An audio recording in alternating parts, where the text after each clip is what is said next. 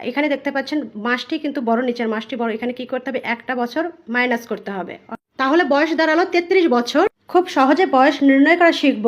তো একজন ব্যক্তি 1990 সালে এপ্রিল মাসের 15 তারিখে জন্মগ্রহণ করেছে। তো আমরা সচরাচর বিয়োগ করে বয়স বের করে থাকি। এখানে লক্ষ্য করুন 15 দিনটি কিন্তু বড়, 12 কিন্তু ছোট, উপরেরটি ছোট। তো এক্ষেত্রে কি করতে হবে সেটা আমি দেখিয়ে দেওয়ার চেষ্টা করছি। দ্বিতীয়টিতেও কিন্তু সেম প্রবলেম, এই যে মাস এবং দিন দুটোই কিন্তু উপরের তুলনায় বড়। তো এক্ষেত্রে কী করব সেটাও দেখিয়ে দেবো। তো প্রথমে আমরা বছর বের করে নিলাম 34 বছর। এবার মাসটি বের করে নেব, 6 থেকে 4 মাইনাস করলে হয় 2, অর্থাৎ 2 মাস। হ্যাঁ, যত ঝামেলা এখানে 15 বড়।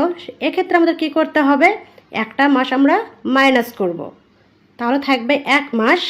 হ্যাঁ, তো 1 পেলাম। এই যে 1 বিয়োগ করলাম সেটি আমরা যোগ করব 12তে, এখানে যোগ করব অর্থাৎ অ্যাড করে দেব। তো 1 মাস সমান 30 দিন।